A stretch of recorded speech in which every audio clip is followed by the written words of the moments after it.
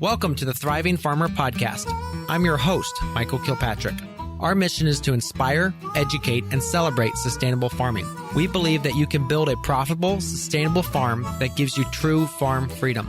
Join us as we talk to farmers, innovators, educators, and entrepreneurs to glean their top takeaways in business and life.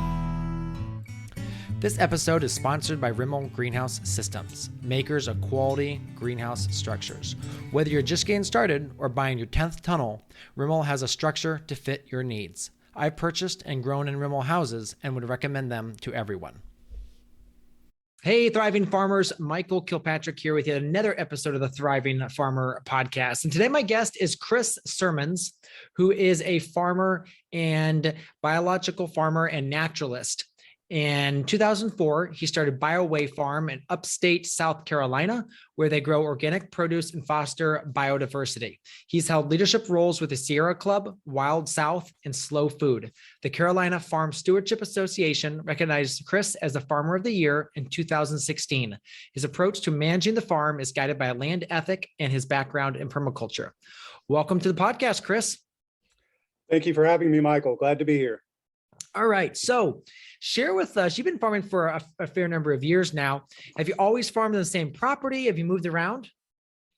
No, always been here on our farm in the Ware Shoals area. So this is my sole place that I farmed, and don't come from a farming background. And, so just kind of started from scratch. Yeah.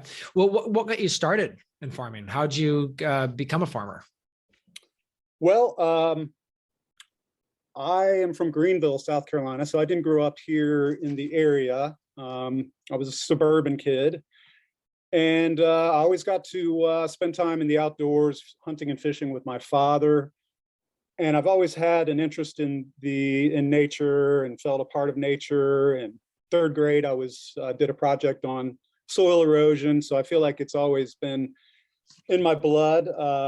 I joined the Sierra Club when I was 24 years old, so environmentalism has always been a part of my life.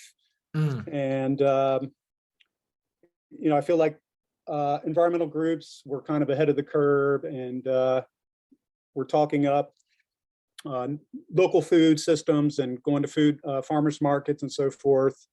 So I then started working in a natural food store, saw that there was not a lot of produce coming from around the Southeast or even the Eastern United States for that matter. And so I kind of saw a opportunity there. And at the time, the farm was actually a hunting retreat, ironically. And so we were growing food plots for deer, wildlife crops, to attract them for hunting. And we had the equipment, the tractor, implements and so forth, and just kind of segued into farming for people and instead of deer. And that was in 2004. Mm-hmm. So what were the first years like on the property? We grew asparagus and planted asparagus for about 4 years in a row, ultimately getting up to about 2 acres in asparagus. My father, who helped me start the farm, wanted to grow asparagus. So that's what we did. And then I grew row crops on the side and sold them at the natural food store that I was working at. And asparagus was maybe not the first crop for beginning farmers to get into, but we did. And it was a process, and we got a little bit bigger and a little bit better, I would hope, every year. And that was, the first 4 or 5 years. And then just really got more into growing on raised beds and went from there. Okay, so let's talk a little bit about asparagus, because that's actually something that we're looking to put some in at some point, because I know it's not a super easy crop to grow.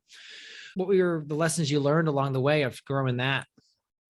Well, to get your field and your beds ready and thoroughly prepared. So that means getting rid of things like Bermuda grass, making sure your fertility levels are adequate because it's a pretty heavy feeder. We're farming hilltops, so not really the best for asparagus. It kind of likes a wet, kind of mucky, really rich soil. So, we did the best with what we had. Once you stop tillage, because it's a perennial, so after the first year or two, we really couldn't till after that. And so I tried everything from sheet mulching to,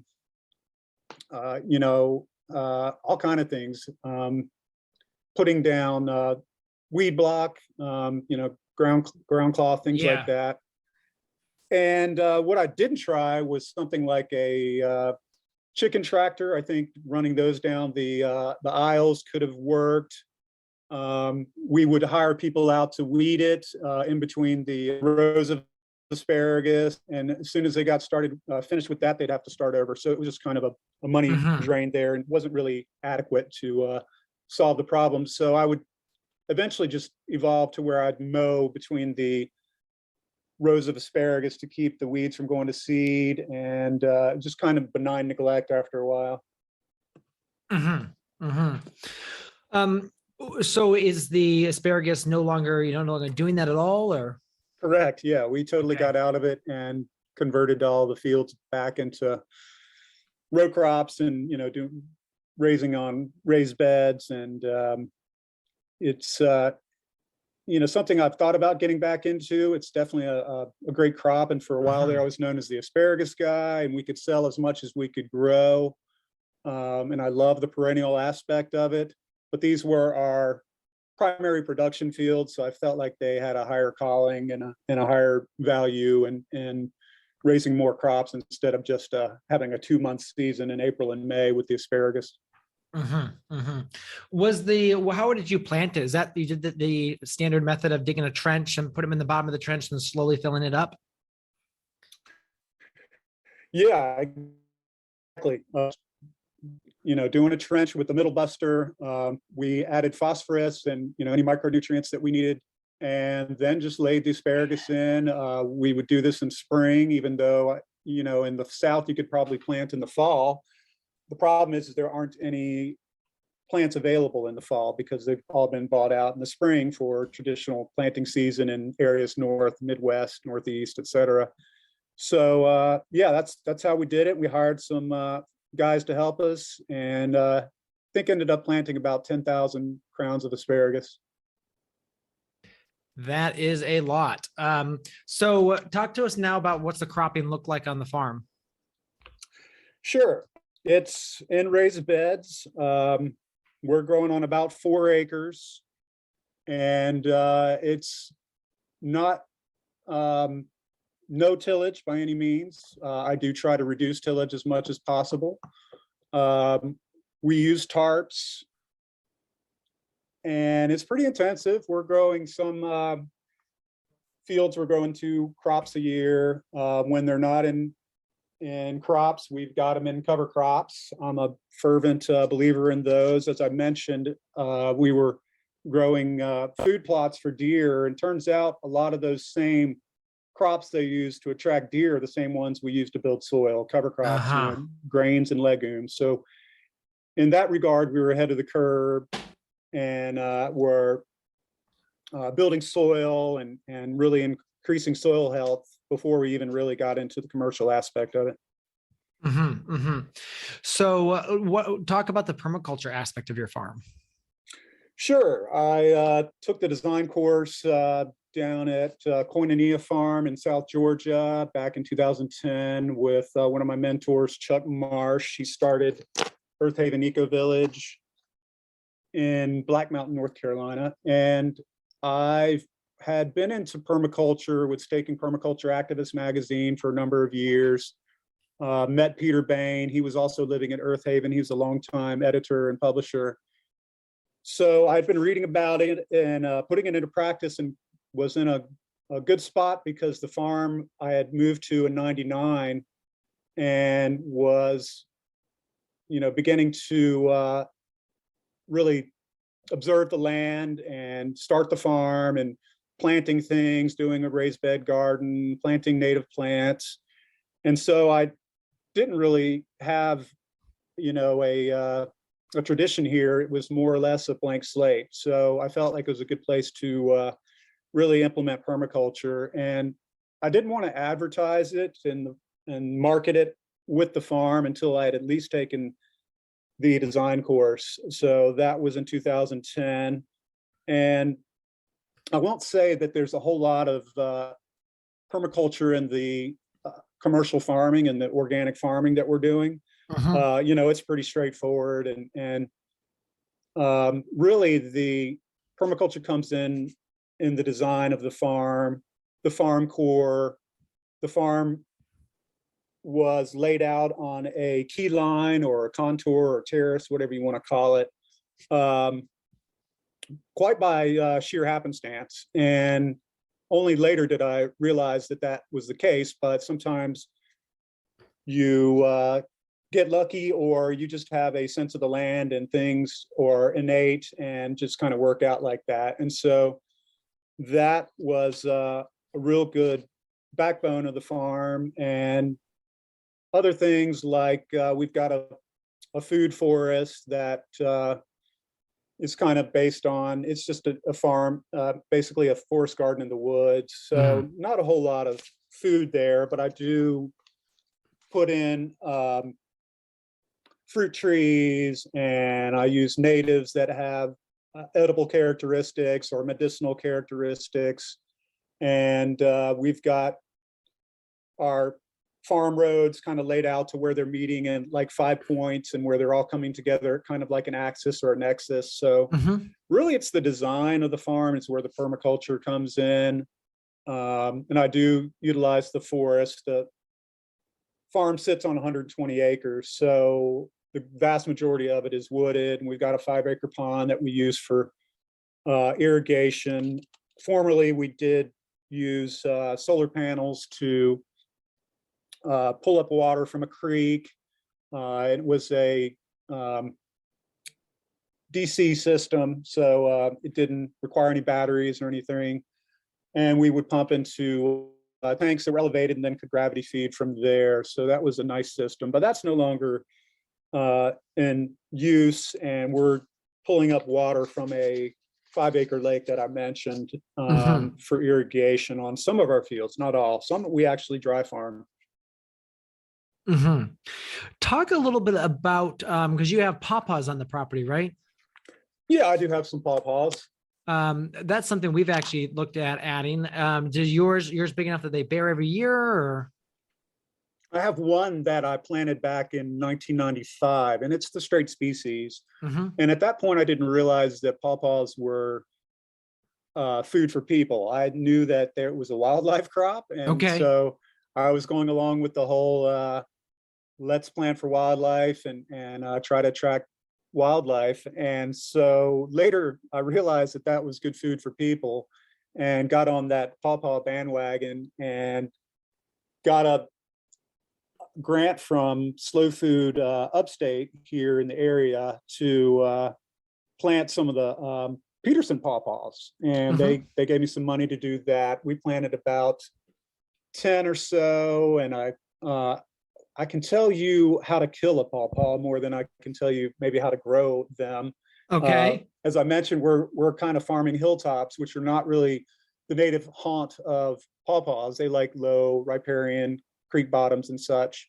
And since then, I've learned where to site them more properly. So I kind of look for low areas in these uplands, and we've got some of those that we put them into. I had to move them, which, they don't like to be moved. So I lost some of them in that instance. And I've got about 4 or 5 left that are still growing, but albeit slowly.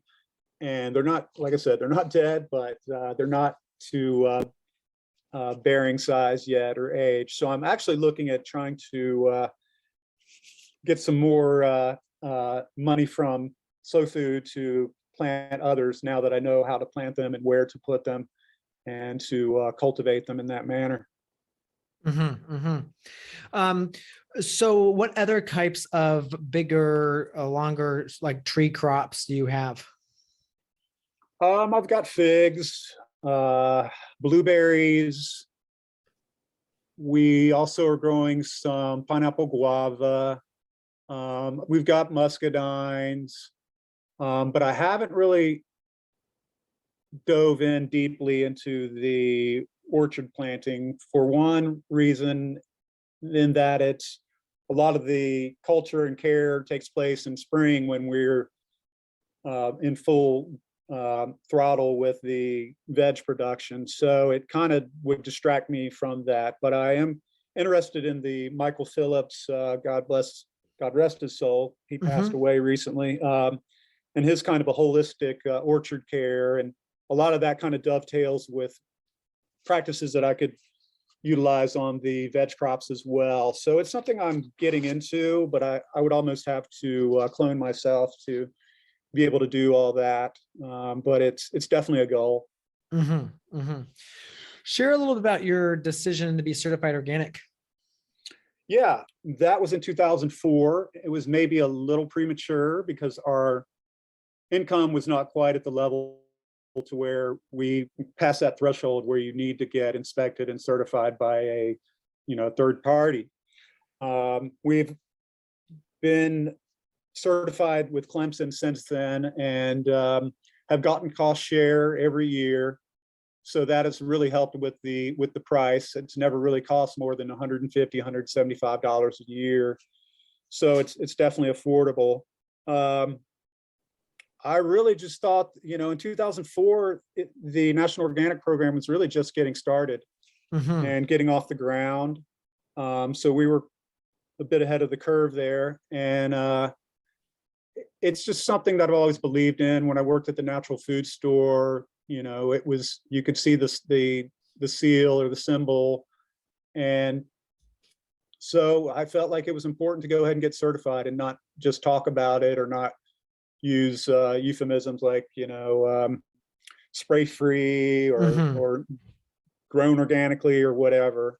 It's also opened the doors for us in being part of organic trials. We participated with Tuskegee University 3-4 years ago and doing vegetable trials, and the prerequisite that was that be certified organic. So that definitely helped with that. Sure, there are some qualms I have with some of the prices of the organic seeds. If you're wanting a variety and it's available organically, you have to buy it organically. And sometimes it can be a lot more expensive. A lot of times it's not, but things like sweet potato slips, for instance, I would imagine asparagus crowns would probably be more expensive. But if they're not available, you do get a waiver on that if you show that you made a good faith effort in trying to locate them organically. Now, do you grow your own sweet potato slips? I don't. I am probably going to next year, but right now I just order them out of North Carolina per 1,000. Yeah, get a couple thousand at a time. What would you say is the biggest crop that you guys have on the farm there? What would you say your most profitable would be? Well, we grow a lot of squash. We seem to do that pretty well, and that runs the gamut from everything, cucumbers, summer squash, winter squash. We do grow a lot of kale, but we're a diversified farm, so we're doing a CSA, and market, which requires a wide variety of crops. So it also insulates us from, if we have a crop loss, it's not too bad to where we're reeling from that. A lot of sweet potatoes, maybe I say a lot, a quarter acre, it seems like a lot to me. Greens, root crops are a fair amount: carrots, beets, turnips, radishes. We grow a lot of those. In fall we do the watermelon radishes and daikon. Spring we tend to do more of the salad radishes, and of course turnips, the Hakurai turnips, which I'm sure a lot of farmers know about, are very popular, and we try to grow a lot of successions of those. So it's starting in February 1st and pretty much going year round from there with the production. Talk about, because are you real organic as well? We were Real Organic certified last year. Okay. And talk about what is that program, and a little bit about like what additional things you have to do. Yeah, I believe it came out of the National Organic Program meeting in 2017 or 18. I might get the year wrong, when they okayed hydroponic production as being certified organic. And that's when some of the founding fathers of organic production in the States, Elliott Coleman, et cetera, I guess came up with the idea that we needed an add-on label to distinguish ourselves from some of these big industrial organic firms. And that's where it got started. And we were paying attention and, didn't really do anything the first couple of years. But then I think we got contacted by them to see if we were interested, which we were. And so they came out last year and did a site inspection. Of course, we had to be certified organic to just get our feet in the door. And so we went from there, and it really was not any extra paperwork or credentials or anything that we had to show. They just wanted to, we did fill out a questionnaire. It wasn't, I won't say it wasn't anything, but it wasn't near as thorough as an organic inspection. Talk about the team you have.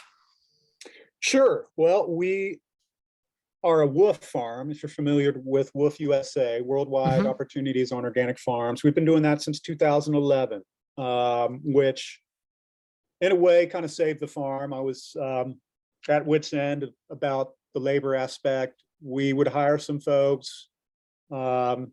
They were kind of transient workers. They weren't here all the time.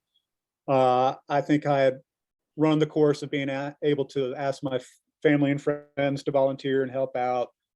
So my father unfortunately passed away in 2010. And then the next year, my stepmother, who lives next door to me, I broached the idea about joining WOOF with her.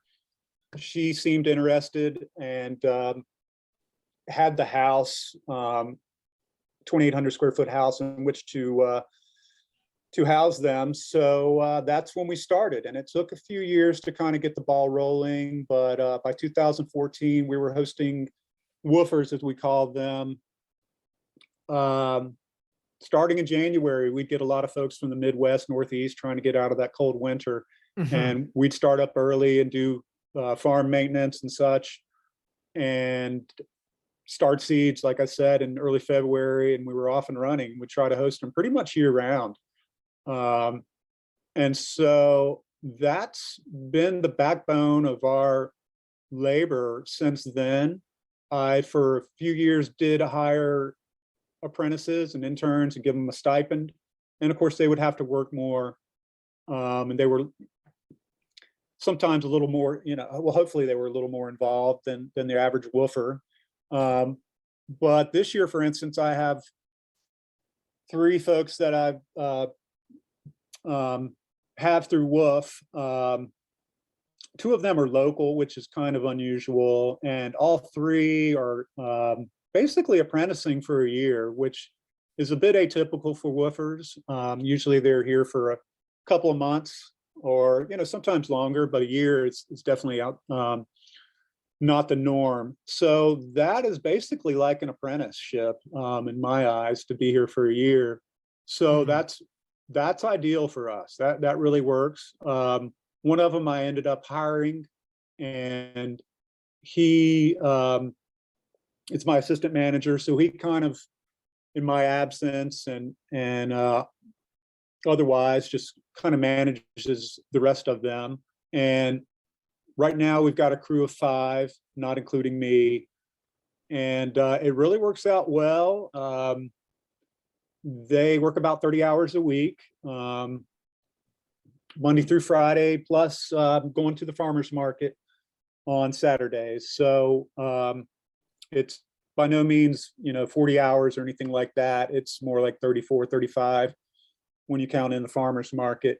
And they stay next door, as I mentioned, at my stepmother's house. They've got the whole downstairs, 3 bedrooms plus a common area, nice outdoor patio. They're really comfortable. My stepmother takes it seriously and providing good hospitality and good food for them. She cooks a home cooked meal. In the evenings, breakfast is usually oatmeal, cereals, fruit, eggs, and then lunch we're on our own. So the the hospitality aspect is really paramount, and to making them feel comfortable, making them feel welcome. And then the work on the farm, I think, is just adds to it, to where we've gotten great reviews pretty much across the board for these 11 years we've been doing it. And that really helps a lot to recruit and bring in the help we need to run the farm. Mm-hmm. Share a little bit about working with woofers, because I'm assuming you're training new people. And so that means that you have to be pretty much on top of it, people that don't have a background in agricultural. Talk about how you make that work. Yeah, it's really important to have somebody that's been here for a while, like my assistant manager. Last year, I had a assistant manager that had experience farming, and he was a quick study and learned my systems pretty fast. So it really helps to be organized. We've got some standard operating procedures. The farm is pretty contained. Most of our production is pretty close to where our shed is, and our pack shed and our coolers and everything. So it's not like it's remote to where they're out of sight, out of mind. Yeah, there's definitely a learning curve. And that goes with the territory. I mean, we're teaching them at the same time as we're trying to maintain production, and that's trying to juggle those two can be challenging sometimes, and the skill level can be across the board. It can run the gamut. So we will tend to put the ones with less experience on less important tasks or things that don't require so much detail. But usually they have some background in at least having a garden or sustainability, or something that will give them some skills, or some good background to draw upon to do the work needed. But it's definitely it can be challenging at times. But this year, for the most part, they've really been on the ball and really skilled and learned quickly. And now they've been on the farm since February, so they've come down to where they're it's second nature to them. Mm-hmm. Now, have you had any specific tips for making sure you convey the right information? Like, have you over the years learned that they need to be reinforced about specific tasks or topics while you're training? Yeah, it's kind of redundancy is important. Stating things. We also restating things and just kind of driving that home. Certain things. We'll tend to work with them until they, till we feel that they're a little bit more comfortable with what they're doing. The SOPs we have help. Having things labeled. This is where the lean farming techniques could probably really help. Taking pictures of things, having everything labeled as well as possible.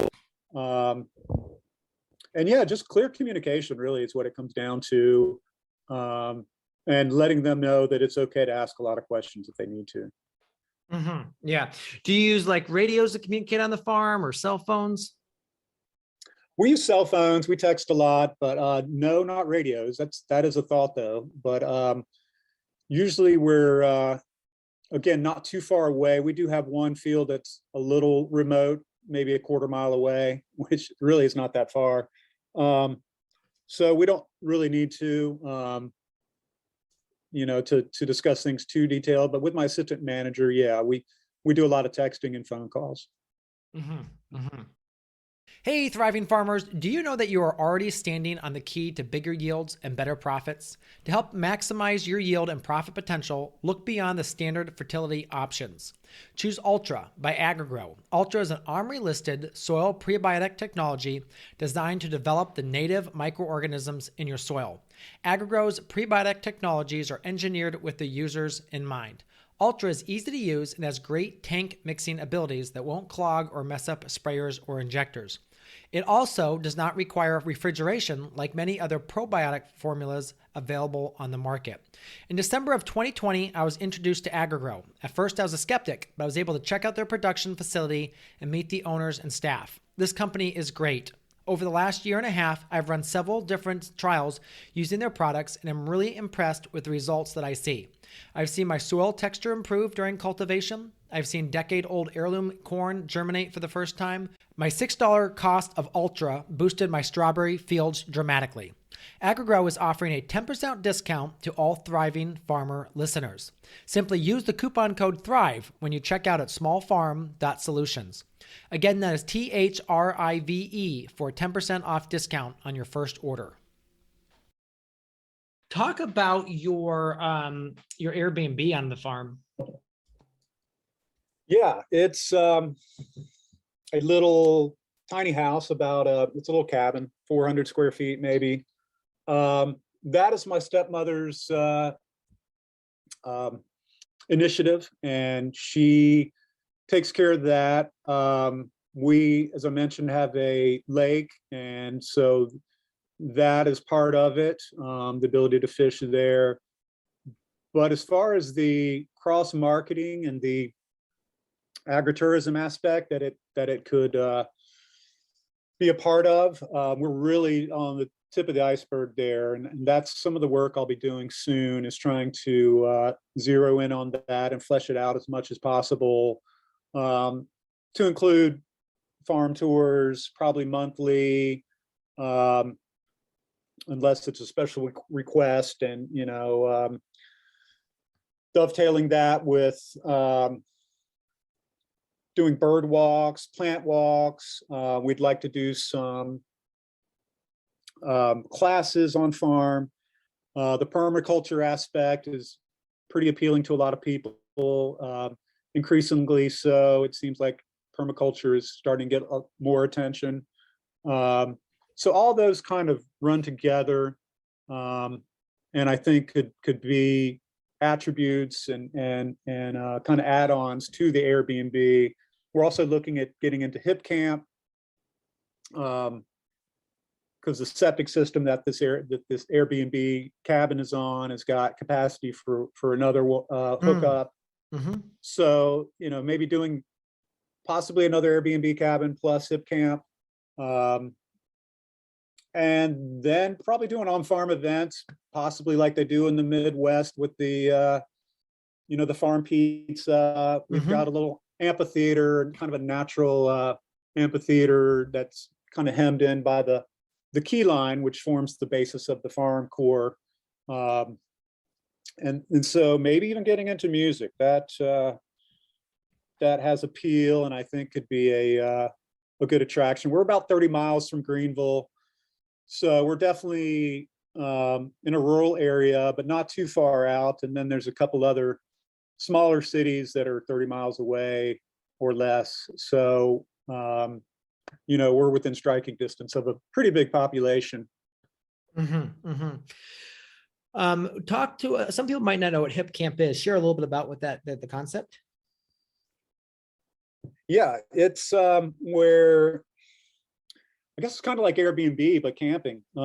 So folks can it's a like a site, a website that you can join. I think like Wolf, you probably have to pay a membership, I assume the hosts have to pay a membership as well, just like Wolf, and I assume like Airbnb as well. And it can, be Spartan accommodations, I guess, like, maybe just a place to camp and some water and maybe a fire ring to, constructed platforms with, a porta-john or who knows. It seems like it's customizable and not one size fits all. And with your Airbnb, is that something where you guys do the cleaning, or is that you bring someone in? How much work is there in regards to that part of your farm?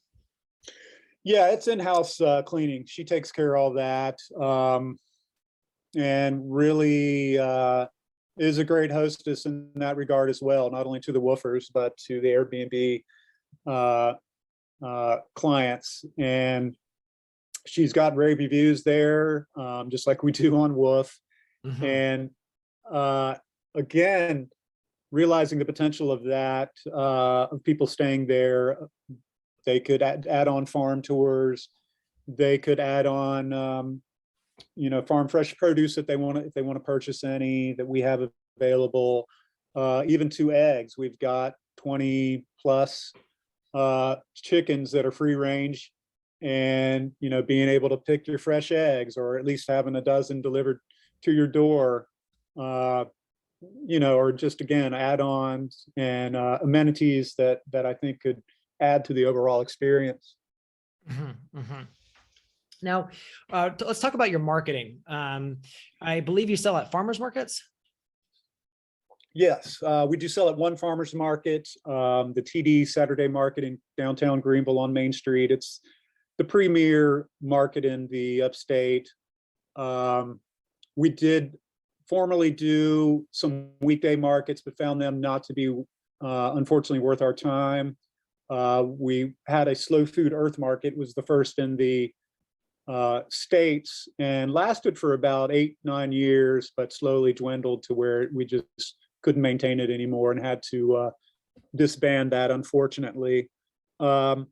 We sometimes do a winter market in the off season in Greenville, but other than that one market we do May to October, we sell to farm to table restaurants in the Greenville area.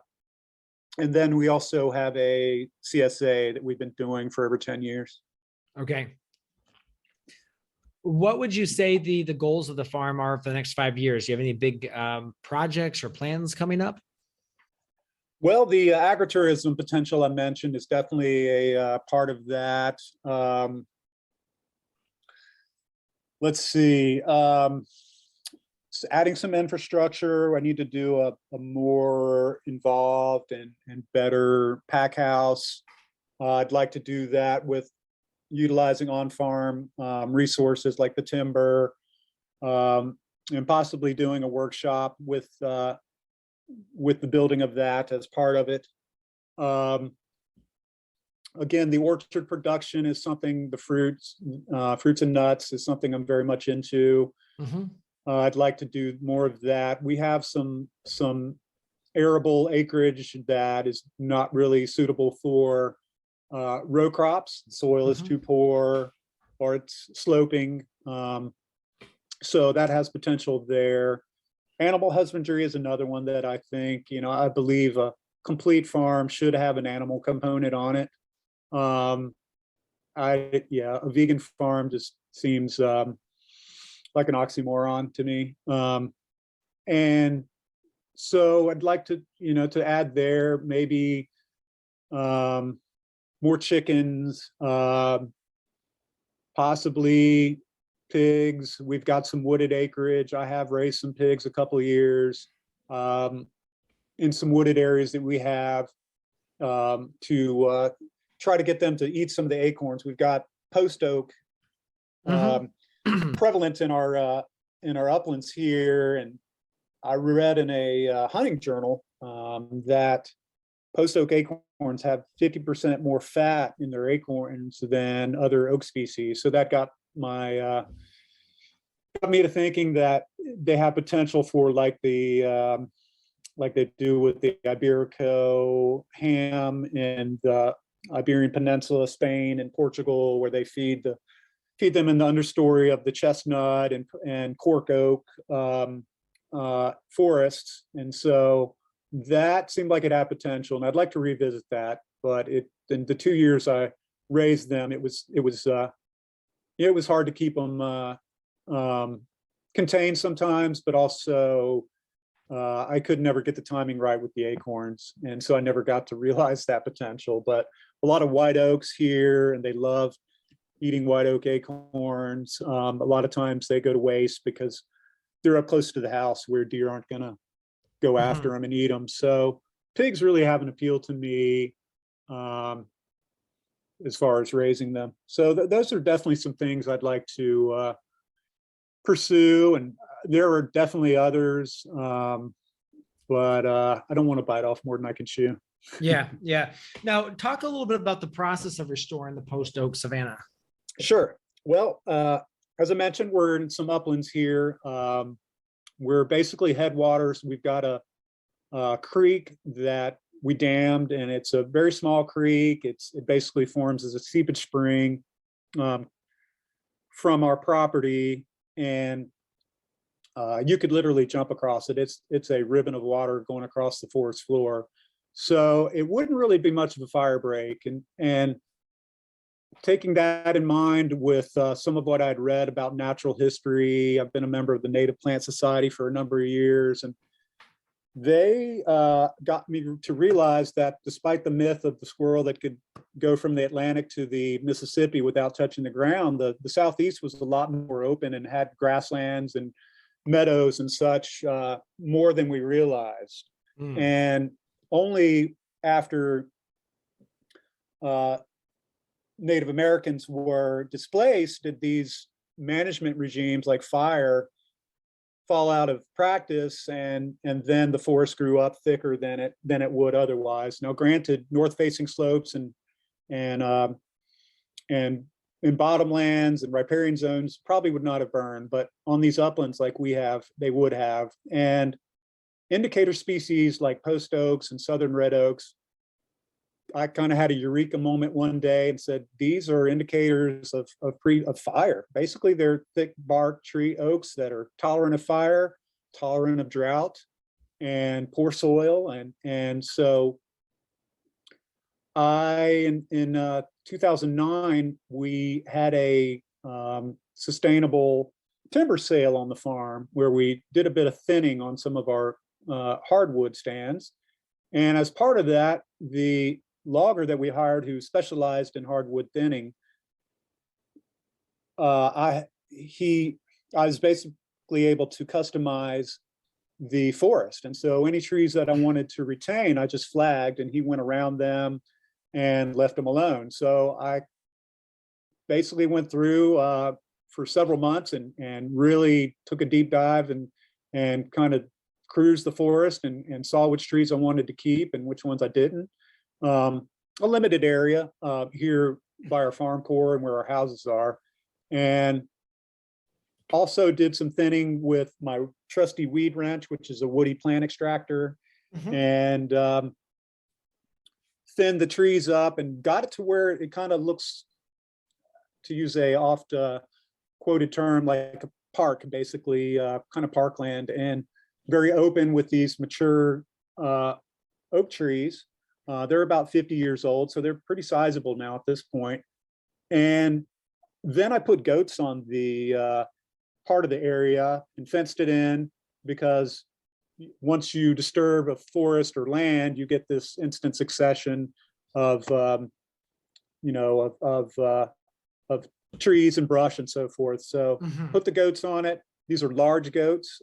They're over 6 feet when they're standing on their hind legs and pulling down branches. The browse line is quite high, and they did a phenomenal job. I've had goats on the land. Well, it was about a year after we did the logging job, and up until now, I've still got goats on the 2 of them, and they actually eat the cambium layer of sweet gums and red maples, which are trees that encroach on these uplands in the absence of fire. So they do a great job. They don't bother the oaks, which is our kind of our target species to try to promote and restore. So ultimately, next year I'll put fire on the land. I'm working with an EQIP grant to get some money to do some controlled burning. Interesting. And it appears that you also do, is it mushrooms? Yes, we do grow shiitakes on white oak logs that I cull from the forest out here. And these are trees that are otherwise suppressed and don't really have a future. So I cut those in the dormant season, and then we inoculate them. We use sawdust spawn, so we've got it down to where it's really kind of assembly line production, and 4 or 5 people can knock out a bunch of logs in no time. And so we probably do about 100 logs a year. I'll try to ramp that up this year and maybe do some more. And in addition to that, I do have my foraging mushroom license, so I'm able to go and forage mushrooms on the land and elsewhere and legally sell them to restaurants. I've gotten my 5-year license a couple of years ago. So wait a minute, stop right there. So the South Carolina makes you get a license to do mushrooms? Yeah, correct. Not to grow them, but to forage them, to Wow. to collect them from the wild. And I think most states do as well. My certificate, I think, covers North Carolina, Georgia, and maybe even like Pennsylvania, which is, obviously not close by. Yeah. So yeah, I think it's mandatory. So do you have to take a test, or how do they? Yeah, it's a 2-day class, which culminates in a test, both a written test and a visual test. Mm-hmm. I'll give a plug to Mushroom Mountain. My friend, Yes. Trad and Olga Cotter, they have Mushroom Mountain not far up the road from here. And so that's where I was able to do the class. And they actually travel around and do classes on, in other states. So to have them in our backyard was really nice. And actually last week I went on a mushroom foray with our local mushroom group, South Carolina Upstate Mycology Society, that was led by Olga of Mushroom Mountain. Mm-hmm. Mm-hmm. Yeah, that's super lucky. They're so close to them. Chad's a really cool guy. Mm-hmm.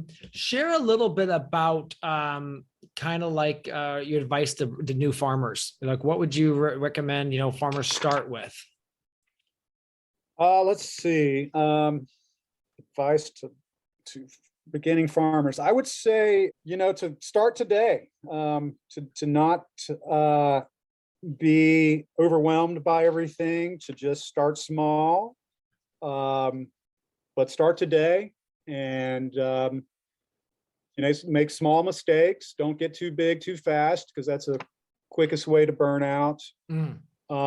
Keep good records, do crop plans, maybe take some business courses. All those many hats that farmers wear, the more you have them, the easier it'll be, and just stick with it, to try to persevere. It's not easy, but it's work that's worth doing. Mm-hmm. Mm-hmm. Well, I really appreciate you coming on the podcast today and sharing your story, Chris. What would you say is the favorite tool that you have on the farm? I've got a lot. So it's not just one thing. I'd say tarps. We use occultation tarps. They really expanded our weed game, being able to address weeds. Stirrup hose are great because we do a fair amount of hand weeding. Smartphone, it's such a versatile tool. Absolutely. And then a weed wrench. If you've got some forested land, a weed wrench is a great tool to have to help you manage forested and brushy areas. Absolutely. Well, that is awesome. Again, thank you so much, Chris, for coming on. Appreciate your time, and look forward to continuing to watch you grow. Thanks for having me, Michael. This episode is sponsored by Rimmel Greenhouse Systems, makers of quality greenhouse structures. Whether you're just getting started or buying your 10th tunnel, Rimmel has a structure to fit your needs. I've purchased and grown in Rimmel houses and would recommend them to everyone. So there you have it, another episode in the books. So I'd love if you would hop on over to iTunes and leave us a rating and a review. Those mean everything to us. We love to hear what you're thinking. If you have a podcast guest that you can recommend, please pop on over to the Thriving Farmer Podcast website and leave us a review. That's thrivingfarmerpodcast.com.